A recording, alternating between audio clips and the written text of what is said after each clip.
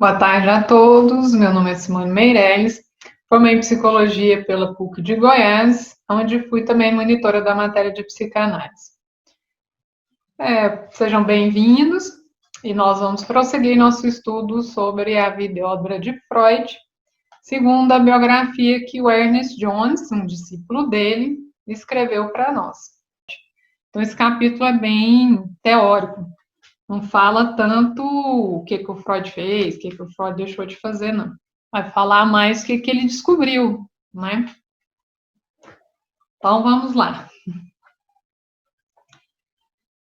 Bom, nessa época, alguns teóricos colocavam as neuroses...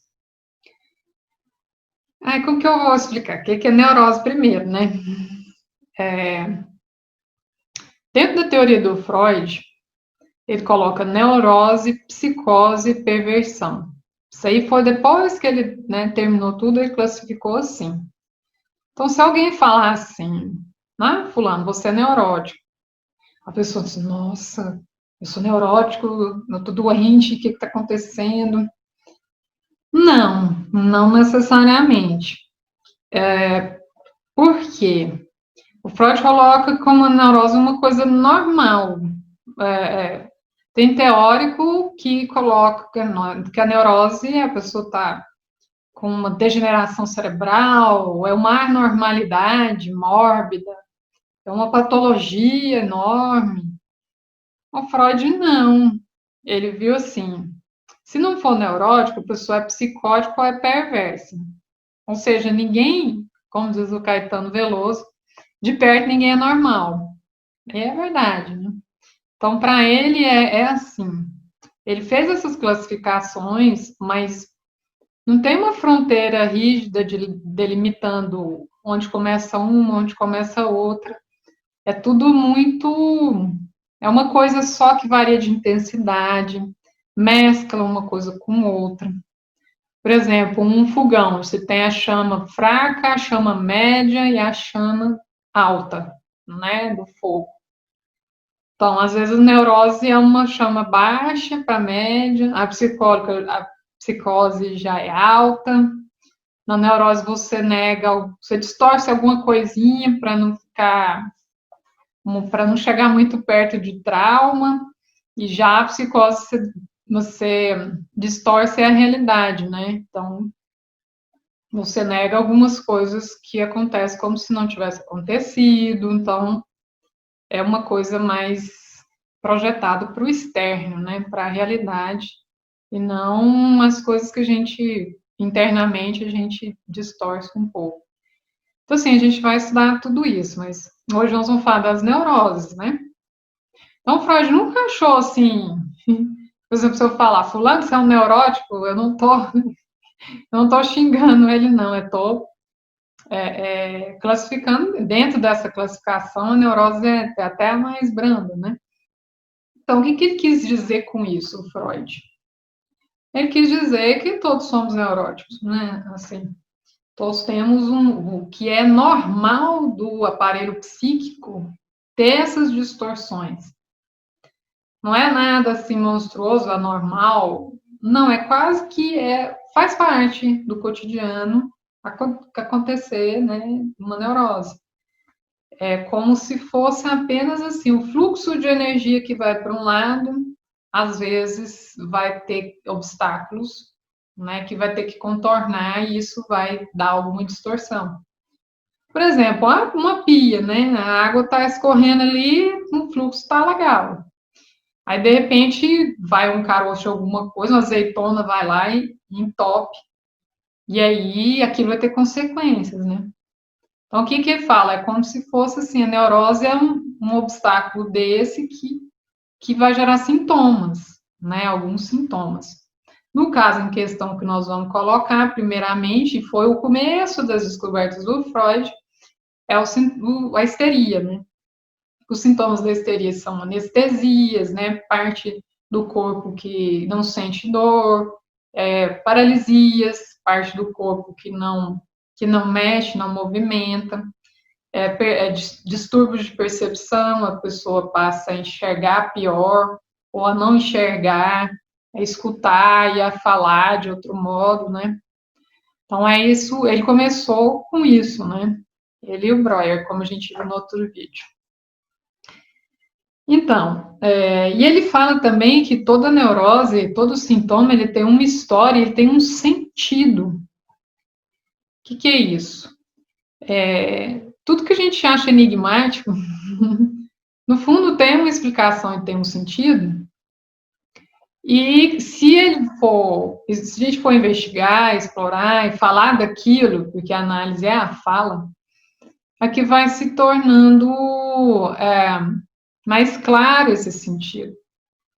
Né? E como a formação de um sintoma tem a ver com o inconsciente, quer dizer, inconsciente é o quê? Aquilo que a gente não sabe, né, que muitas vezes nos guia. O trabalho de falar na análise, ou mesmo falar no dia a dia, isso pode trazer elementos inconscientes para a consciência, né? Eu posso tomar consciência de como eu sou, né? Coisas que estavam ocultas aparecerem. Então ele fala sempre, acho que até nas psicoses ele fala isso. Mesmo se alguém é considerado louco, assim, fala umas coisas desconexas, se você olhar mesmo, investigar a vida da pessoa, né, chegar perto disso, você vai vendo as conexões e o sentido daquilo. E isso é muito interessante. Então, aí ele fala, né, que ele coloca assim, o Freud. Tão logo se descobrem os motivos ocultos que com frequência permaneceram inconscientes, e se tomam esses motivos em consideração, nada permanece no âmbito dos pensamentos dos histéricos que seja enigmático ou desprovido de leis. Então, quer dizer, tirou o véu, tirou a cortina, vai aparecer, precisa aparecer, e o sentido de tudo, né? Então, aí ele fala, porque como isso não é nenhuma aberração, não é uma neurose, não é uma aberração, é uma coisa quase que naturalmente a estrutura do aparelho mental vai por ali. Quem nunca entupiu um cano na pia, né? Quem nunca teve alguma coisa, alguma obstrução, né? De qualquer sentido, né? Mas nesse caso é mais mental, psíquico. Então, aí ele vai falar também que a estrutura do desenvolvimento mental e a estrutura do que a gente vê nos sonhos, elas são semelhantes, não é? O sonho é o material mais rico, o material inconsciente mais rico para nosso autodescobrimento. Porque o sonho, ele traz os nossos desejos mais íntimos, que às vezes a gente deixa lá no inconsciente, não quer saber, aí eles vão aparecer, né? Ainda que de uma forma mais disfarçada, tem hora que é mais literalmente, mas ainda tem uma censurazinha ali, né? Mas o sonho ele deixa passar muitos dos nossos desejos que a gente não conhece. E os sintomas também, né? Nos sintomas, na neurose, existem desejos que são reprimidos porque a gente não admite por serem desagradáveis ou por serem censuráveis, que por não aceitarmos, ou a sociedade não aceitar, a gente reprime. É uma coisa que acontece quase que naturalmente. E isso origina neurose, porque é um conflito que eu não quero saber porque vai me dar desprazer, vai ser desagradável, algo que aconteceu no passado, né, ou no presente também, mas que eu não quero lidar com aquilo. Então, o aparelho psíquico reprime, deixa lá no inconsciente, através de um mecanismo que o Freud chama de repressão, que é o que ele começa a descobrir aqui. Então, a repressão, ela funciona e não funciona. Ela funciona e não funciona, porque ela tem sucesso, mas ela fracassa. Por quê? Vamos supor que eu estou com um conflito. Não sei, eu quero comer um bombom, mas eu estou de dieta, não quero engordar. Aí tem aquela coisa, nossa, mas eu quero tanto, aquilo ali é minha vida, esse bombom. Não, mas eu preciso ter um corpo bom, não posso engordar, a sociedade não aceita, eu também não, aí cria-se esse conflito, né? Então, aí, muitas vezes, aí eu vou, quando eu vou passar perto de um bombom, aí eu fico aquela vontade, de repente, eu reprimo, não vou comer, não posso, não é? Aí eu reprimo. É um exemplo meio leve, mas para a gente ter uma noção. Só que às vezes isso aí eu vou embora, esqueço disso, mas quando a gente reprime alguma coisa, não, ela não fica lá debaixo do tapete quietinha. Ela está agindo, ela está. A imagem, até a minha professora de psicanálise na faculdade ainda falava, como se fosse uma panela de pressão, reprimiu, você pôs a tampa da panela. Mas ali dentro tem água, começa a ferver, como a comida está ali, o negócio, aí vai fazendo a pressão para sair por algum lugar.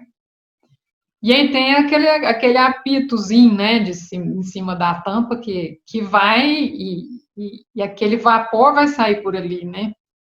Então, assim, só tampar a panela resolve? Não, porque o ar, o vapor vai sair para algum lugar que está muito pressionado. Então, numa neurose é como se fosse assim, o que eu não quero saber, eu boto a tampa, e não é assim, gente, eu quero botar a tampa, às vezes é uma coisa até inconsciente, né? Eu posso botar, mas assim, até para existir civilização tem que ter uma repressão, senão todo mundo ia fazer o que quisesse na rua, né? Então é uma coisa boa. Mas ao mesmo tempo ela não tem um sucesso total, porque aquele vapor vai sair por algum lugar. Então ele sai de outra forma, ele não sai tipo, do mesmo jeito do que a panela que estava aberta antes, né? Então, aí ele o Freud chama isso o retorno do reprimido, né? Tá lá, tipo, sei lá, na infância aconteceu alguma coisa, aí eu pus a tampa da panela, reprimiu. Aí lá mais na frente o negócio vai começar a supitar e tudo, aí de repente sai em forma, por exemplo, de uma paralisia histérica. Eu não vou saber por quê, que foi na minha infância que aconteceu, que depois, na hora de sair da panela de pressão, virou um sintoma físico, né? No caso, uma paralisia, uma coisa. Mas se fizer análise, né? Se trabalhar em cima disso, chegar na origem disso, falar disso, pode-se chegar a o que estava por trás, né, inconscientemente, que conflito é esse, e como também eu posso lidar com esse conflito, né? Eu posso fazer, por exemplo, no caso bombom, eu nunca mais vou comer chocolate. Isso funciona? Pode até funcionar. Tem gente que não come mesmo, nunca mais come açúcar. Mas, assim, existem outros caminhos, né? Quem vai em nutricionista sabe, né? Como que eles colocam. Às vezes você vai comer, não, você vai comer uma vez por semana. Ou então, quando você comer bombom, depois você vai para academia. Existe como se fosse uma flexibilidade na negociação dentro de um conflito, de um desejo, né, e de uma censura, que pode ser feito, né? E aí, quanto mais grave é uma neurose, menos negociação tem, não é? Tipo, não, eu vou cortar para sempre o chocolate, né? Mas vira e mexe eu compro lá escondido e como, então é um pouco mais difícil. Eu falo assim esses exemplos corriqueiros, mas é a mesma estrutura de desejos maiores, por exemplo, né? Sonhos que você constrói alguma coisa, depois não dá certo. Só que para o Freud, assim, que ele descobriu, e ele nem queria isso, mas acabou chegando, que os grandes conflitos que a gente tem e que causam as neuroses, eles começam na infância, né? E muitas vezes porque a gente não dá conta de lidar com os nossos desejos. De criança, os adultos também muitas vezes não sabem, mas sente mais forte na infância, né? Então, às vezes, e ele colocou que esses conflitos, esses desejos que tem, e tem caráter sexual para ele. sexual no medida geral, não é só genital, é tudo que dá prazer, né, que envolve ali essa área. Então, são coisas que a criança às vezes não vai saber lidar, ou às vezes se for exposto a esse assunto de forma muito prematura, ou então se tiver alguma sedução de algum adulto em cima, ou então não só a sedução, mas às vezes a própria criança vai fantasiar algumas coisas. Aí entra o complexo de Édipo, que é famoso por isso, né? De que as crianças têm um desejo em relação ao pai ou à mãe, né? Quando é pequeno. Isso Freud descobriu e foi muito difícil ele levar isso para a sociedade por causa do preconceito. Mas ele foi até o fim, né? Defendeu a questão dele aí. Então, esse aí é como que é um sintoma para o Freud, né? Dentro das neuroses. Então, aí, o que ele viu, né? Aqui é interessante. Dentro desse desenvolvimento da psicopatologia e nas descobertas dele. Ele viu o seguinte, olhando para as histéricas, né? Que foram as pacientes primeiras dele, né? As primeiras pacientes. Ele viu o seguinte, porque os neurologistas até então, eles falavam assim, ó, essa paralisia aqui é por causa de uma lesão no lobo frontal, no cérebro, hemisfério direito e esquerdo. Eles conseguiam localizar anatomicamente, né, de onde estava aquela disfunção, aquela lesão, que dava o sintoma neurológico. Aí, alguns neurologistas da época falavam que esse daí que era a questão, né? E só que o Freud foi falar diferente. Ele falou, no caso da histérica, não, né? Os sintomas da histeria não obedecem a essa localização anatômica no cérebro. E ele vai falar que está ligado não a uma parte do corpo que corresponde especificamente no cérebro, mas a uma ideia, é um conceito. Então, digamos que até meu professor de hipnose falava assim, gente, para problemas imaginários, soluções imaginárias. Então, você vai adoecer de uma ideia. Olha que maravilha! Mas a solução também vai vir de uma ideia, ou pelo menos de você entender aquela ideia que foi tão, né, destrutiva e virou doença, né? Que conflito que estava ali por trás, né, que causou essa doença. Então ele fala, né, que ele escreve assim. Isso é o Ernest Jones, que é o discípulo dele, que escreve assim. Uma paralisia histérica difere vivamente de uma paralisia orgânica, por não se distribuir de acordo com os fatos anatômicos, mas de acordo com o conceito, uma ideia, mental de braço. Fala de braço é que ele deu um exemplo, né, de uma paralisia no braço. Então, a paralisia no braço não vai estar relacionada à parte no cérebro que corresponde à área do braço. Vai estar ligada à ideia, o que é aquele conceito, né? O que braço traz para a pessoa que ela adoeceu ali, não em outro lugar, né? Qual é a ideia que tem por trás? Isso me lembrou também, eu achei muito interessante, eu fiz um estágio em psicologia do trabalho na época da faculdade, na Justiça Federal, lá no meu estado.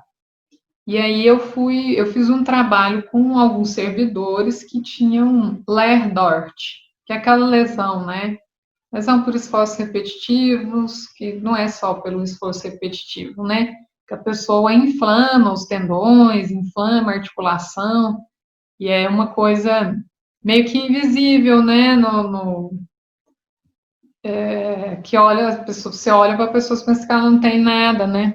Então é difícil da pessoa até provar para o outro que ela está mal, né? Que aquilo dói e tudo.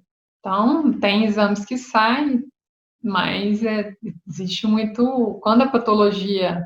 Igual as histéricas na época, né? Vai falar que é fingimento, essas coisas tudo. E pode ser até considerado um tipo de histerismo isso, né, hoje.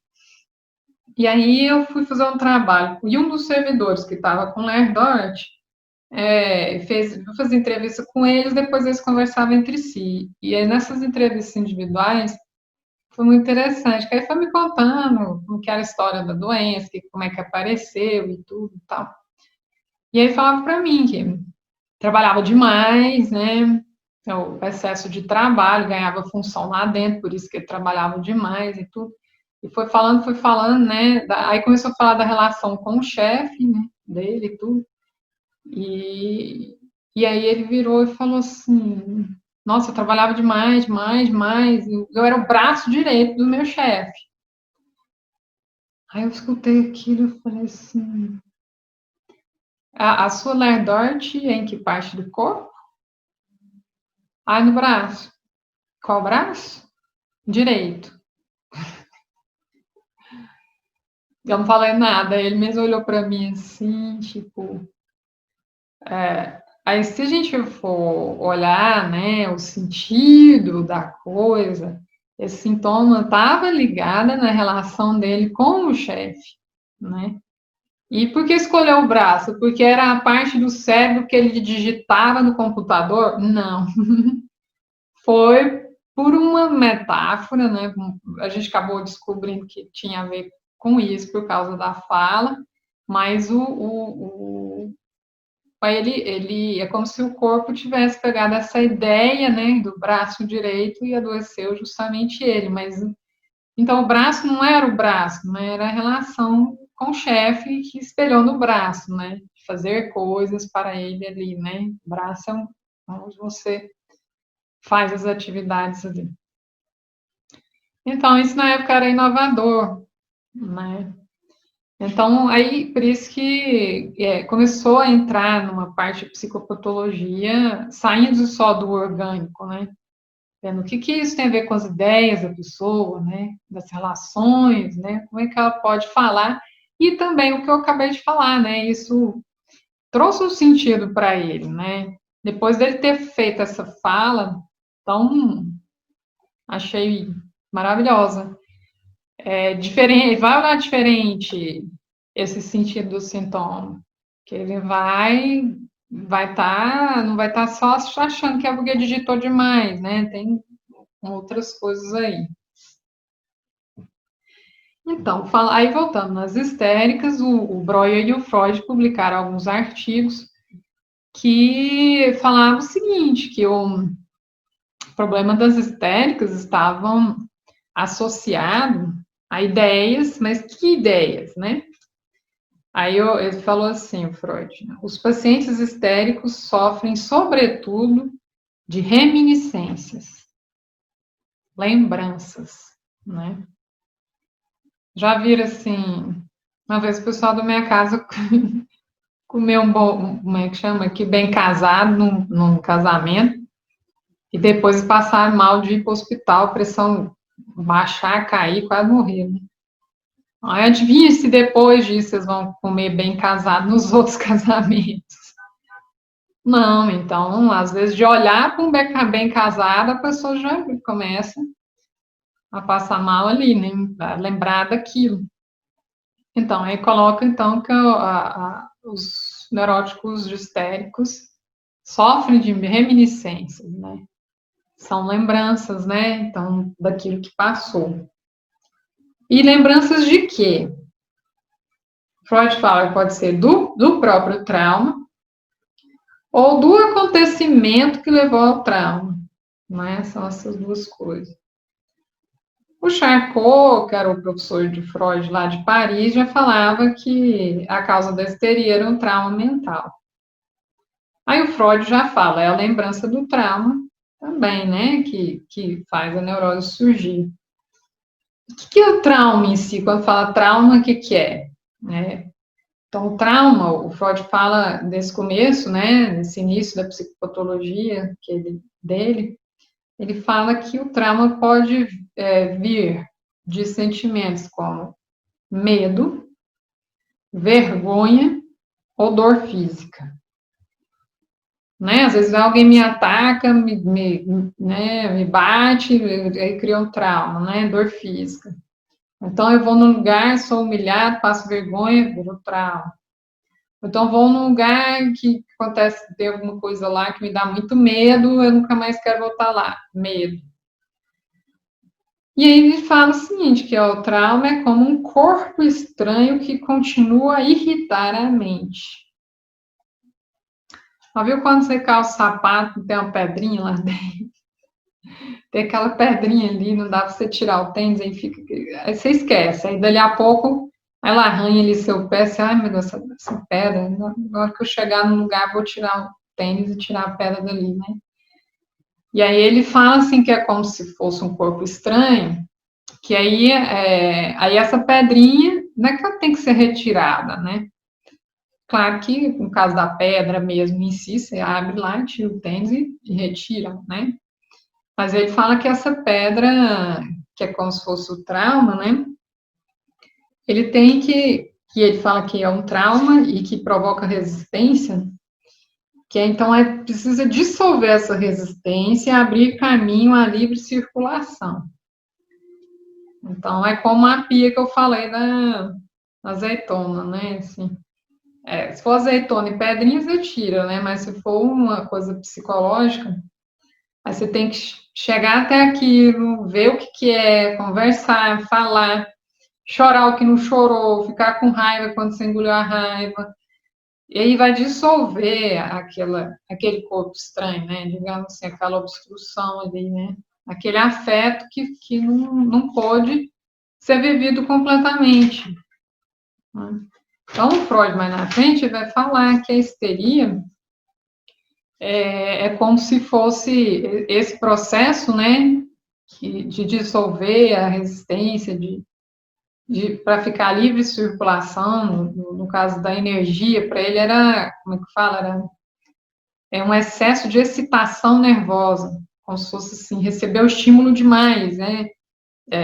Sei lá, às vezes a criança vê a morte de alguém, ou algo muito ruim, no impacto, né, o excesso de estímulo ali, quando não dá para digerir aquilo, digerir, né, e ficam coisas por dizer, aquilo precisa depois ser dito, né, ou ser vivido, aquilo, né? Então ele fala que é como se um ataque histérico fosse para terminar de fazer, como se fosse assim, a excitação nervosa precisa ter uma descarga motora, né?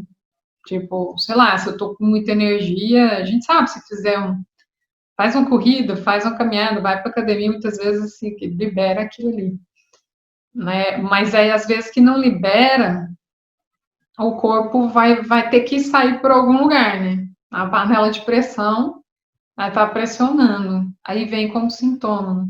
E aí ele fala nesses termos, né? Que o ataque histérico é como se fosse assim, para completar esse processo que não finalizou ainda, né? De, de, da questão da histeria, né? Então, aí ele coloca, né? Então, como que ele foi raciocinando a questão da histeria? Depois ele chegou na neurose obsessiva, na paranoia, chegando, né? Primeiro, ele achava que o Breuer, amigo dele, também que fundou, né? Estava ali junto na fundação da psicanálise, ele achava que a histeria ela vinha por causa dos estados hipnoides. Então, a histérica, de repente, entrava em devaneio. O que é devaneio? É uma imaginação como se estivesse sonhando acordado. Já viu que você está assim, você começa a lembrar daquela festa, você está assim, não está nem em vigília, mas nem dormindo, você está assim, nas nuvens, sonhando acordado. Devaneio. Então, eles falavam de estado hipnoide, que é o intenso devaneio relacionado com arrependimento ou pensamentos sexuais. Então, para o Breuer, o trauma ele ocorria nas histéricas nesses estados hipnoides. Aí, primeiro, o Freud até achou que podia ser, né?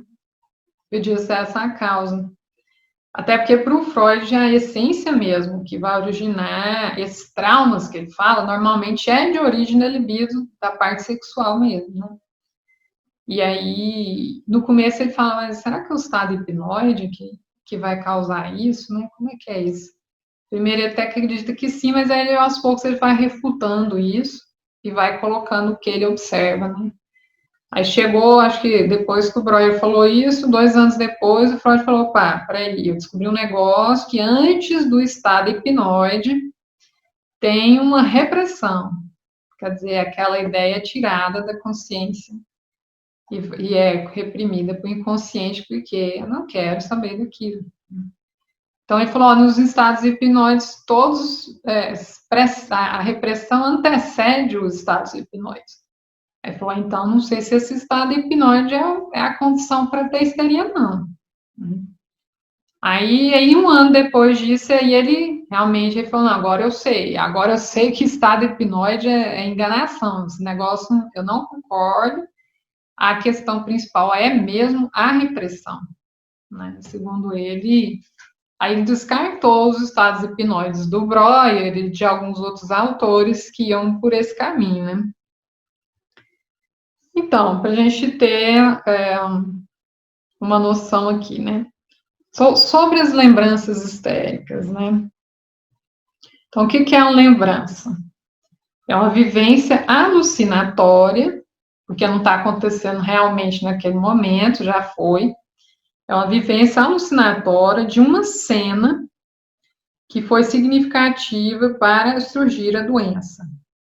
Ou seria uma cena original, né? Então, é como se fosse assim. Igual, quando eu estou aqui falando para vocês, por exemplo, eu falo uma palavra muito rápida, você não entendeu, então você pegou só metade do sentido da frase. Aí, às vezes, você vai lá, não, eu não entendi isso. Simone, como é que é? Me fala melhor aí. Que palavra que era essa? Fala de novo. Aí eu vou, repito, até a pessoa entender. Por exemplo, é como se uma neurose tivesse que ser melhor falada, né? Até para a própria pessoa entender, né? Volta naquilo para aquilo ser expresso, né? De outra forma. Então, essa lembrança na histeria é muito importante, né? Precisa chegar nela para poder ir remontando os sentidos, né, dos sintomas. Então, na histeria, a manifestação somática no corpo substitui algo psíquico. Por exemplo, a relação lá do servidor da Justiça Federal com o chefe, ela é uma coisa psíquica, né? Mas ela foi substituída, né, pela inflamação do braço, né? Somou o excesso de trabalho com a relação. Até porque eu lembro quando eu fiz esse trabalho, eles falam, foi concluído que não é o esforço físico, né, que é lesão por esforços repetitivos. Porque senão um tocador de piano, um pianista, ele telera todos, quer mais esforço repetitivo que tocar um piano. Só que não, né, eles não têm. Então é algo além do esforço físico. Então é muitas coisas que aparecem no corpo, né, no caso da histeria, ela vem primeiro, é um substituto de algo psíquico. Por exemplo, falei no outro vídeo da primeira paciente do Freud, que foi a paciente do Breuer, da Ana O. Ela teve um parto, a gravidez psicológica, ela teve um parto psicológico, como se fosse um filho do Breuer, alguma coisa relacionada ao Breuer. Então, o corpo dela falou. Mas o que é que estava antes na relação dela com o Breuer, que talvez se ela tivesse se expressado, não precisaria virar uma gravidez ou um parto psicológico.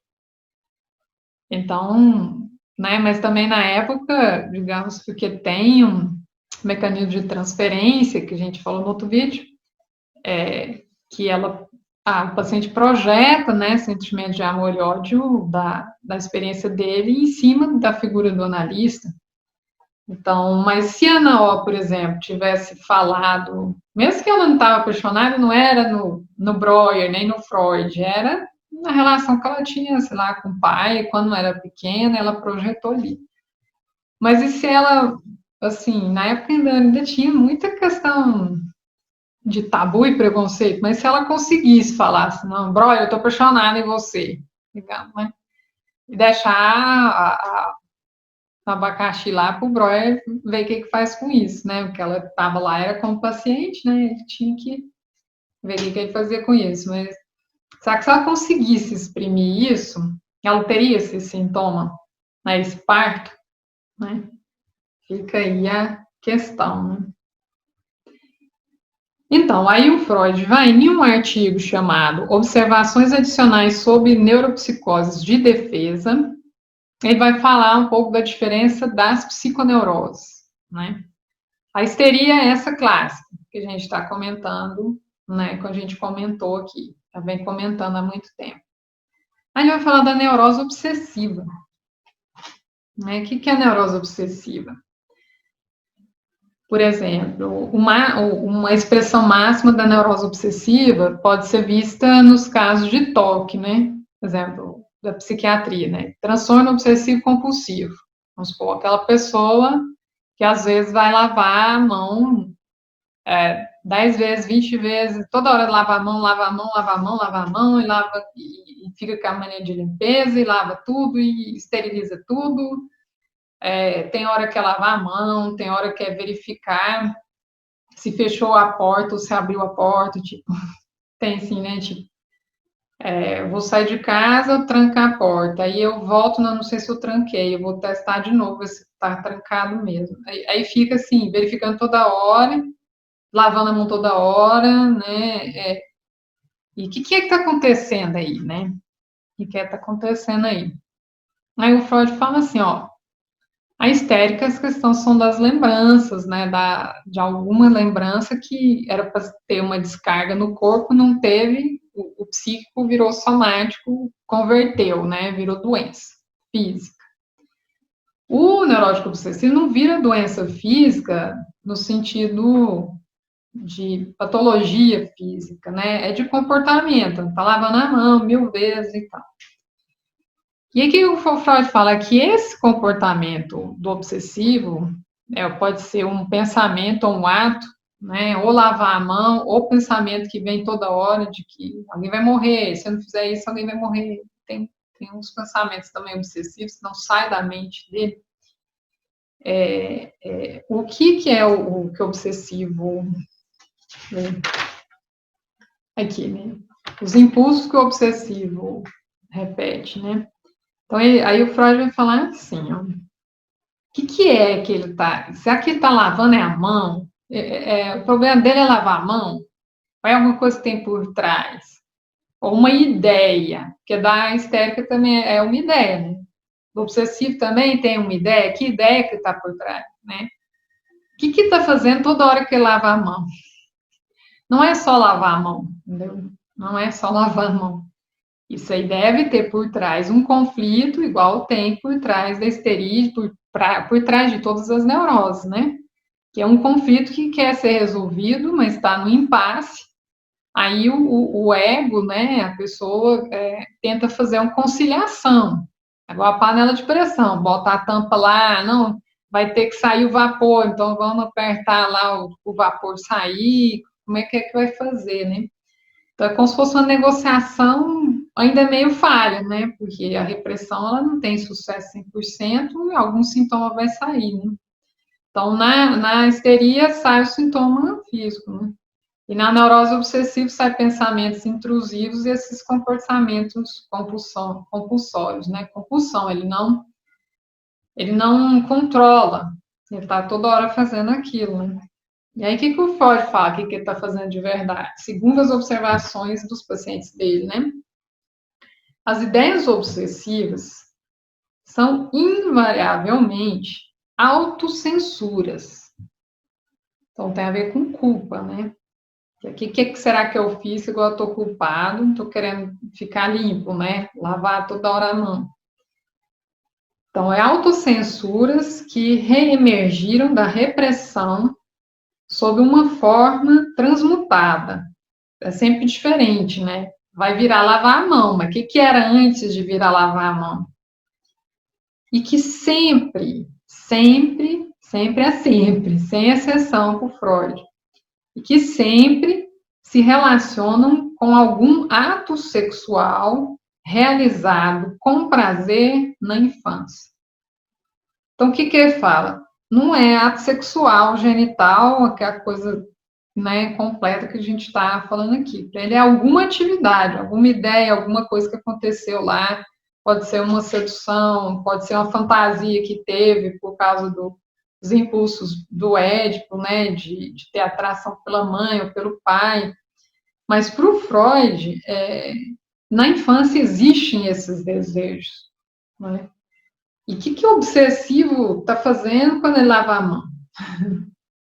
Ele está ainda no conflito que no passado aconteceu algum acontecimento, alguma fantasia ou algo relacionado ao sexual que foi feito, ou pensado, ou feito, com prazer na infância. E que isso volta, e tem a questão de culpa, né? Então, é como se ele tivesse uma tentação, né? Assim, vem aquilo, não posso, eu não posso, então eu vou lá e lavo a mão. Não posso fazer isso, vou lá e lavo a mão. É claro, gente, que a pessoa não vai saber, que ela vai achar que é só lavar a mão, porque está reprimido. Quando está reprimido, você não vai lembrar, você não vai saber que é porque quando teve na infância, ou teve alguém que pegou em mim e que até que eu senti bem, mas depois, um tempo depois, como todo mundo fala que isso é errado também, eu senti mal, eu senti nojo, senti culpa, agora eu fico tentando lavar a mão todo dia, toda hora. Ele não sabe disso, não sabe, não vai saber tão cedo. E aí eu acho muito interessante, né, o Freud chegar perto disso. Então, então ele fala, né, vai mais ainda. Isso aqui já é um conteúdo bem avançado, mas eu acho importante, né, falar com vocês. Então, aí o que ele fala, então, né, que normalmente uma neurose obsessiva teve experiência passiva desagradável no início da infância e que se seguiu mais tarde por uma experiência agradável ativa. Né? Então, primeiro vem uma experiência, no caso, que para ele é sempre sexual, desagradável, passiva, depois vem uma agradável, ativa. Foi o que ele foi detectando nos pacientes dele. Então, assim, para ter uma noção melhor, o que é a neurose obsessiva, né? A neurose obsessiva é aquela pessoa que tem muito rituais, por exemplo, rituais preventivos, né? Às vezes até superstição entra também. Mas uma pessoa religiosa, falando por causa de religião em si, porque o Freud ainda fala que é como se a neurose obsessiva fosse a neurose obsessiva fosse como se fosse uma religião universal. Porque religião não tem aquela coisa de tá sempre fazendo rituais, né? Em nome do Pai, do Filho, do Espírito Santo, aí vai no terço, e repete aquilo, aí se eu rezar não sei quantos terços eu vou estar protegido. Se eu fizer, aqui em Goiás, eu falo assim, se eu for para Trindade a pé, que é uma cultura que tem aqui, né? Vou fazer uma promessa e vou pagar minha promessa indo para a cidade de Trindade a pé. Então, aí tem uma penitência. Se eu fizer tal coisa, eu vou evitar uma outra. Então, são rituais, né? E aí, só que são os rituais, se apega muito a ritual, tem o tempo todo ritual como se, até o ato de lavar a mão toda hora, como se fosse um ritual, né? Se eu não vou cometer aquele pecado, vou lá e lavo, não quero. E é uma autocensura, né? Quer dizer, se alguém tem que prevenir uma coisa, é porque só de pensar em fazer já está fazendo, já sentiu a culpa, vai lá e previne. Então, são pessoas muito preventivas, que usam algum tipo de ritual para se livrar da culpa. Como é que eu falo? Pessoas Hoje, por exemplo, mais clássico é o toque, né? Transtorno obsessivo compulsivo com sujeira, né? Limpa, limpa, já tá limpo, limpa de novo, já tá limpo, limpa de novo. Então, são autocensuras, mas porque no início da infância teve algo que ficou culpa, né? Que ficou se sentindo culpado e tenta prevenir, né? Só que é uma coisa, digamos, inútil, né? Nesse sentido, porque não é, a questão não é lavar a mão, né? Como a gente está vendo aqui.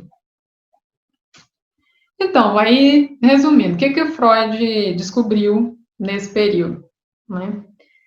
A repressão, e a repressão para ele vem do ego, né? Então, é o ego que reprime o conteúdo, né, do desejo. Então, e a repressão, ele descobriu que a repressão não é só das lembranças originais, também das próprias autocensuras. E aí ele colocou que ele descobriu em 1897, falando sobre as lembranças das histéricas, né? Da importância que é a lembrança da cena original, né? Aí falou assim que na histeria completou ele está sempre completando o que ele vai delineando como teoria, observação. Na histeria, não são tantas lembranças como tais que são reprimidas, mas os impulsos, os desejos da experiência primitiva, não é? Então, não é por... Vamos pôr o exemplo lá do bombom. Não é porque eu lembrar do bombom, eu vou reprimir a lembrança do bombom que eu vi na festa e não comi. Não, o que eu vou reprimir é aquele meu desejo, aquele instinto, que aí foi descobrir o id, né? A id, ego, superego. É aquele instinto, aquele desejo que vem, é ele que é reprimido, não a lembrança em si, né? Então, aí ele coloca a diferença das neuroses. Aí, na histeria, a importância das lembranças, na neurose obsessiva, dos impulsos perversos, ou seja, um outro capítulo, e na paranoia, as fantasias defensivas. Né? O que é na paranoia as fantasias defensivas? Na paranoia tem sempre alguém que o paranoia é mais típico da psicose, que é a pessoa que não tem controle da realidade, né? A realidade está na cabeça dela que é real, né? Então, tem alucinação, tem delírio, acha que tem alguém perseguindo. Mas será que alguém está perseguindo mesmo? Não é, ele vê como se fosse alguém de fora, mas é a própria mente dele que está num processo que projeta para o exterior a perseguição. Então, não existe a perseguição. Ele se sente perseguido, mas porque está sentindo algo dentro dele, ele não sabe o que é. Então, como defesa, ele projeta para fora. Né? Ele não sabe, ele acha mesmo que tem alguém perseguindo. Tá? E as fantasias defensivas, é um jeito que ele tem de se defender. Né? Porque se eu tiver eu mesmo eu me sentindo perseguido dentro de mim, seria mais doido, né? Ou lembrando de algum impulso muito difícil que foi no passado, volta. Aí eu vou me sentir perseguida, atacada, internamente. Aí que jeito que eu vou me defender? Defender de mim mesmo? Tem algum jeito? Não, como defesa, paranoico projeta para fora, acha que está sendo perseguido, né? É um tipo de defesa, né? Ele não sabe, né? E aí isso me lembrou, para terminar ainda o vídeo, uma coisa muito interessante, né? O Freud fala que um dos mecanismos da paranoia tem a ver com definição, tipo, não o homossexualismo em si, mas uma das hipóteses, né? É da pessoa ter desejo pelo mesmo sexo, né? Ou tá, em vez de, tipo assim, no fundo ela quer perseguir o outro porque gosta do outro, mas o outro tá me perseguindo. Existe uma inversão aí. Mas aí tinha estudado isso, eu falei, mas gente, que louco, né? A paranoia ser uma coisa que aponta para uma homossexualidade, uma coisa assim, não que seja de fato homossexual, mas um componente, né? Porque no fundo, não é que eu vou dizer que todo mundo é bi pro Freud, não, mas a atração sexual, ela é variada, né? E aí um dia eu fui numa conferência e uma mulher falou, e era uma mulher que já foi internada em clínica psiquiátrica, e ela contou a história dela, né? Contou a história dela, e na história dela a polícia perseguia ela. Não, porque a polícia me perseguia, que a polícia atrás de mim, que era a polícia isso, aquilo, eu escutei aquilo, ela falava muito normal, ela já tinha levado alta, ela estava medicada, então, mas sempre dizendo assim, quando eu estava doente, como se fosse assim, agora eu tô boa, tá bom. Aí, por acaso, acabou essa palestra e essa mulher sentou do meu lado. Aí eu tava intrigada, porque assim, parece que eu sentia que ela falou que tava boa, mas não tava. Mas eu queria saber se ela saiu ou não saiu da paranoia, né? Aí como ela sentou do meu lado, eu fui bater papo, né? Aí eu falei para ela, conversei, né? Falei, olha, parabéns, você teve coragem de falar seu caso lá, né? Daí, parabéns. Aí eu falei assim, mas vem cá, me fala uma coisa, eu fiquei curiosa, né? O quê?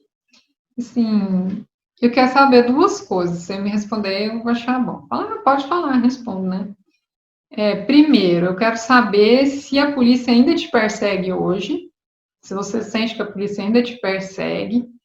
E também, quando você falou que a polícia te parava, né, conversava com você, estava te perseguindo, o que é que a polícia falava com você? Aí eu achei muito interessante a resposta. Ela falou assim, né? Ela olhou para cima e pensou a primeira pergunta, né? Se a polícia ainda me persegue, ela olhou para mim e falou assim: persegue sim. Aí eu falei: nossa, ela não sai da paranoia. Persegue sim. Aí, e o que eles te dizem, né? Aí ela falou uma coisa gente, a polícia não vai perguntar isso, né? Foi a cabeça dela mesmo, né? Ela falou assim, não, eles me perguntam se eu sou homem ou se eu mulher, se eu sou homem ou mulher. Aí eu olhei assim, gente, o Freud é interessante demais, então tem a ver isso da homossexualidade, da definição ali, né? Tem um componente ali, porque senão a polícia ia perguntar outra coisa para ela, né? Aí que a polícia vai parar uma pessoa e perguntar se é homem ou mulher? E assim, gente, o tipo dela, o físico dela, era uma mulher bonita, né? Assim, cabelo bom, maquiagem, assim, nada. Porque temos mulheres que parecem mais assim, né? Tem os traços, alguma coisa mais masculina. Ela não tinha nada que falasse que podia ser homem, nada. Então, aí quando ela falou assim, ó, a polícia me pergunta se eu sou homem ou se eu sou mulher, aí eu falei, nossa, cada hora que eu duvido do Freud, ele vem com alguma fala mostrando que a teoria dele parece muito louca, mas aparece na fala das pessoas, né?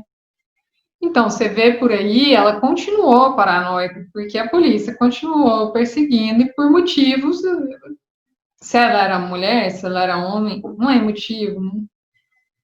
Então, aí, esses estudos do Freud, aí tem a histeria, neurose obsessiva, a paranoia que eu falei, que é um lado mais da psicose. Por outro lado, também tem pessoas, eu conheço uma pessoa que é interessante, que já teve um caso assim, mas já sabia, né? Depois que saiu do surto, saiu daquele estado, depois conversando comigo, ainda falou, não, assim, eu tinha delírio, porque eu achava que se eu recebesse um presente, que apresentava contaminado, se eu fosse em tal lugar, é que aquela pessoa estava contaminada e não tinha nada daquilo. Essa daí passou no teste de realidade, né? Diferente da outra que fez a conferência. Então, existem nesses tipos, né? É muito interessante essas neuroses todas, né? E que isso tem a ver com a gente, né? Quem que não lava coisa mais de uma vez, né? Às vezes tem um ritual que acha que vai salvar e prevenir alguma coisa, previne nada, ou que dá uma dor de barriga porque vai num lugar onde gosta de uma pessoa, ou desmaia assim, por alguma coisa emocional, igual um histérico, né? Então, são coisas normais da mente, né? Segundo Freud. Então, por último, tem uma coisa, né, que o Freud colocou, que o Ernest Jones põe, que eu achei interessante também, colocou assim, ó, restava o misterioso problema de por que a lembrança de uma experiência deveria, anos depois, mostrar-se mais patogênica do que tinha sido na época da experiência. Freud falou assim, mas por que, por exemplo, aconteceu uma coisa na infância, teve um trauma ali. Aí lá na puberdade, essa lembrança veio, só que veio com um sintoma muito pior do que o que tinha acontecido antes, com mais carga ainda, né? Aí ele falou assim, ó, vai ter alguma coisa que eu preciso descobrir, né? O que é? Por que é que isso acontece? Por que não fica do mesmo tamanho, do jeito que foi antes? Aí ele veio o conceito do retorno do reprimido, né?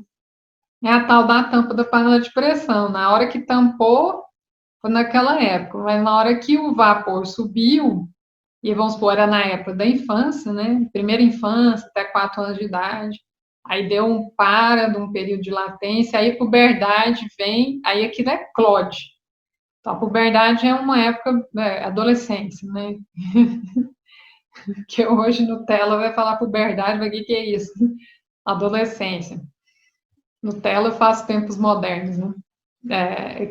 Esse livro tem um vocabulário bem, né, raiz ainda, né?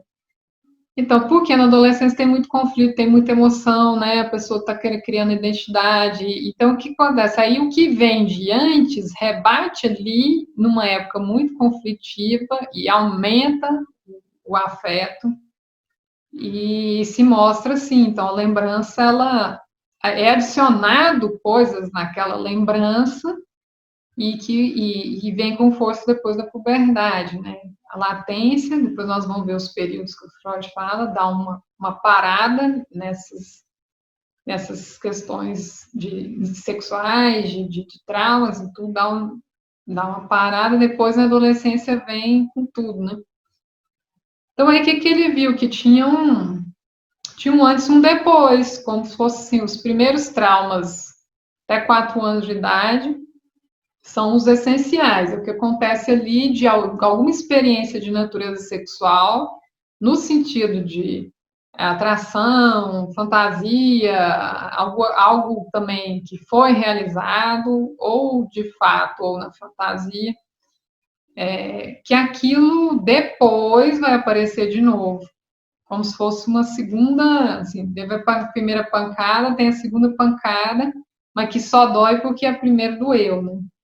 Tanto que ele achava, se chegasse na primeira, que era tipo, vai lembrar lá quando você tinha 2 anos de idade e tudo, resolvesse lá, aquela posterior que veio depois acrescentada também dissolveria, né? Também resolveria. Isso era o que ele estava pensando na época.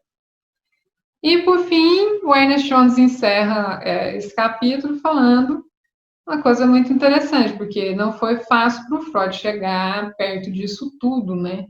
Até porque o que ele dedicava, o que ele pesquisava, ainda era alvo de preconceito de todo mundo, até hoje né? Que todo mundo fala que Freud é só sexo, mas não é. Né? Até uma música que você canta, até um teatro que você faz, até um poema que você escreve, é libido sublimada, para ele é sexual, só que com um mecanismo sublimado, né? E aí, no final, o Ernest Jones encerra assim, falando: a passagem da fisiologia para a psicologia, do biológico para o psicológico, que é o Freud atravessou isso, né? Significou muito mais do que uma mera troca intelectual de ponto de vista. Pressagiou uma penetração nas profundezas do seu próprio ser, do Freud, que por muitos anos estiveram encobertas. Até porque ele mesmo teve que ir lá na infância dele recordar os primeiros anos ainda. E fazia isso até depois de velho, tipo, 40 anos ele estava lá, lembrando de sonho, lembrando o que acontecia quando era pequeno. A luta deve ter sido titânica, com certeza. Mas valeu a pena. É isso, gente. Muito obrigada pela atenção de vocês e até a próxima.